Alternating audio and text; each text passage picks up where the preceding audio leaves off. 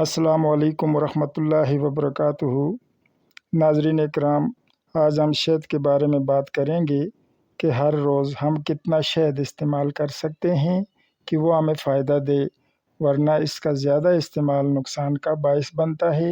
آپ نے شہد کے بارے میں بہت کچھ سنا بھی ہوگا اور پڑھا بھی ہوگا، اس کے فائدوں کے بارے میں آپ نے بہت کچھ جان لیا ہوگا، لیکن آج میں آپ کو اس کے نقصانات کے بارے میں بات کروں گا۔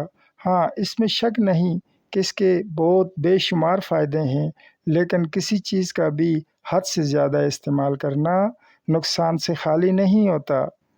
آئیے میں چند نقصانات کو بیان کروں گا تاکہ آپ لوگ ان نقصانات سے بچ سکیں۔ اس کا زیادہ استعمال یعنی شہد کا زیادہ استعمال بلڈ شوگر کو بڑھاتا ہے۔ اس کا زیادہ استعمال شوگر کے مریضوں کے لیے نقصان دہ ہے۔ شہد کا زیادہ استعمال وزن کو بڑھاتا ہے اور بائیو ٹینشن کا باعث بنتا ہے، یعنی لو بلڈ پریشر جو مستقل طور پر ہو جاتی ہے، جس سے دل گھبراتا ہے، دماغ میں بے چینی ہوتی ہے، ایک انجانا سا خوف ہر وقت اس کے دماغ میں بیٹھ جاتا ہے، اس کے دل میں بیٹھ جاتا ہے اور اس خوف سے اس کو چھٹکارا نہیں ملتا۔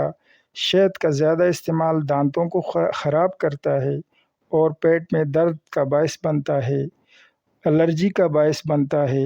اس کا زیادہ استعمال کانوں کی سماعت کی قوت کو کم کر دیتا ہے اور اعصابی کمزوری کا باعث بنتا ہے۔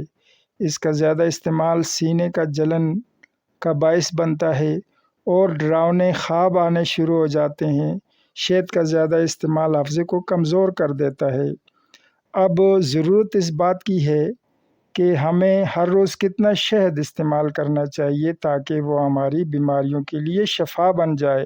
تو جان لیں کہ ہر روز 1 یا 2 چھوٹی چمچ چائے والی استعمال کرنا چاہیے تاکہ اس کے سارے فائدے حاصل ہوں۔